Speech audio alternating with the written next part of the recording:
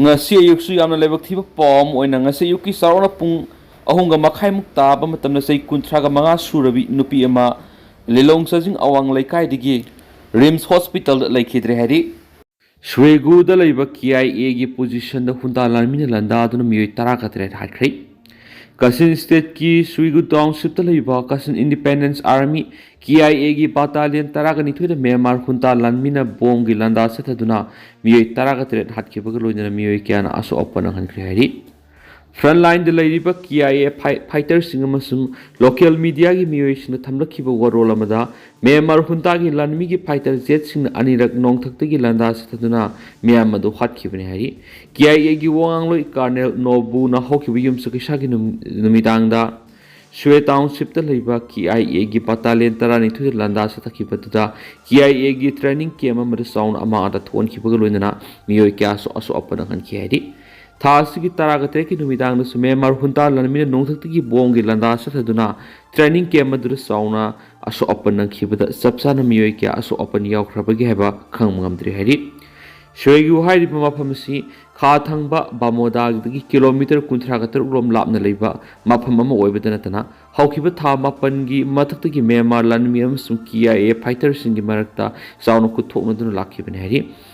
Myanmar hunta lengana mamang thagi ahan bada Kasin state ki township manga marshal lo thamjin khibada Swegu township su yaw khibani sai sigi marsh ta Kasin state ki Mondian township ta military training yaw ba sakhiba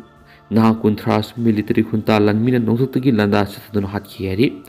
hawkhiba sai amarum asida KIA na Myanmar hunta lanmi gi mathakta akan malanda sung sathaduna Kasin state ta lariba town taraga mari khudum chansinduna hunta lanmi gi outpost sa marom khudum chansinba ngam khiyane su KIA gi maketi gi phungdorakli Myanmar hunta lengan sahi sigi December 19 da ahan patanga chemical pangthoklagani haina lakthok khraba matungdagi military hunta gi lalong nongmonom gi hengalaktuna miyoi sam gi mathakta hatkhiba ga loidana miyoi kyana aso opana hankhri hari military hunta lengan sahi sigi December 19 da laiba adu gi ahan patanga chemical pangthoklaba sem sari basibu KIA ne yaningda phungdokpa ga loidana mikhal asi pangthokpa matamda sound ayat apan pigani haina su lakthokhiba lekhrabani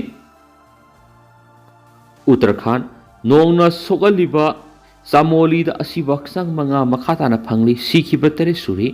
Uttarakhand gi Samoli district ki nongna sogaliba khunsing da asibaksang mga makatana phangbaga loinana haujik su mapam khangdana leidiba atopa miyoi ani thibigi thabak chathari haina official sing phungdokre official sing du gi matung ina asibaksang mga du phangbaga loinana sagol sunumita akan mamong na nongsubadagi Samoli district ki khunmari de thokiba khangauda bi isaw amasu singning khaibagi thagdok singna sikhiba missing tere suri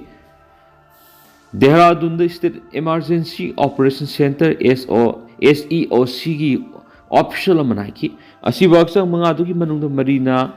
kuntari laga phali khundagi phangkibani amasum atopa duna thangnana leiba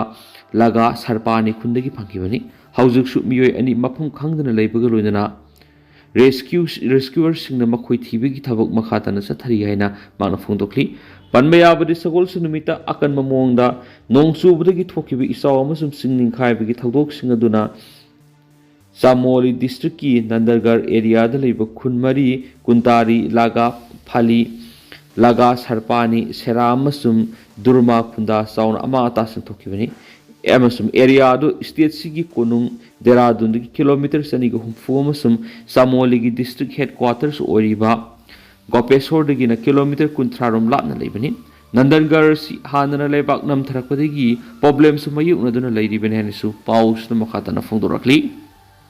Guhada tasinwada mari Sire ahum sokle Madhya Pradesh ki Sindawara district karama Guhamada tasinwadagi sadu mari sikipagaloina atopa ahum na sokle haina police na phungdokli police officer lamana phungdokpagi matungina thagdodu nganumidang weram Hindwara district headquarters dagi kilometer humfurom lapna leiba tendani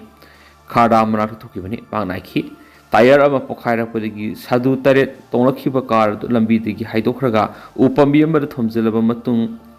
boundary wall khadaba guha amada tasinmaduna makhoi mari khutakta sikhi amasu atopa ohumna sokhi asokpa singadu Hindwara district hospital pukhren su officials na phungdorakli Jammu Kashmir ki Udhampur terrorist ng numay Kapnabada Army personnel ama siri. Jammu Kashmir ki Udhampur district ki manung hanjina leiba forest area amada thokhiba terrorist ng numay Kapnabada ki thawdo amada Lanmi ama sikri haina officials ng phongdokri. Officials ng dugi matuin numay Kapnabada ki thawdo nga numidang wairam Udhampur district ki dudu Baderwaha area da leiba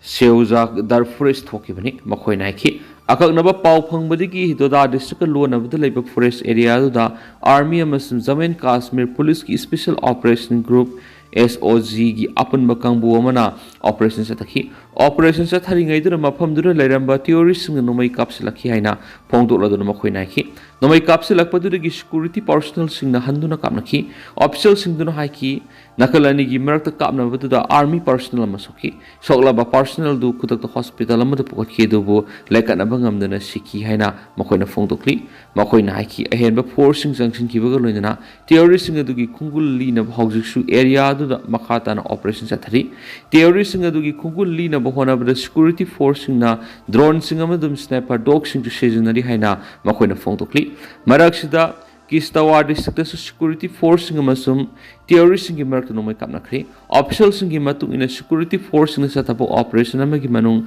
nomai kapnabagi thawdo dungang nomidang pung nipalum tabada kisat ward town thokibani nomai kapnabagi thawdo odu misi minadi yaukidi haina phungdu adunum hangnaiki nomai kapnabagi thawdo odu gi matungda nantoktuna senkraba terrorist sing adugi khungul lina bahawjiksu security force sing operation sathari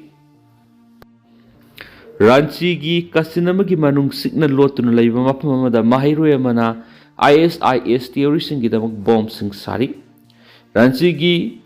Islamangar area gi kanamatana singthana ba kasinama da tabarak los koba ama kanamtana miyeng sangdana signal leidi adubo asing badi apikpa phatkidraba ka sing sandokpa kai tharaglaba structure amani asangba akhuba amasum musiba mangalgi corridor adura sangwa amasum khongna kumthawduda aroibada mamlop tawba mafam ama thingnagani madugi nakananida thongsinggi mapanda sniper sing amasum khungup sing pareng lengna thamba ahongba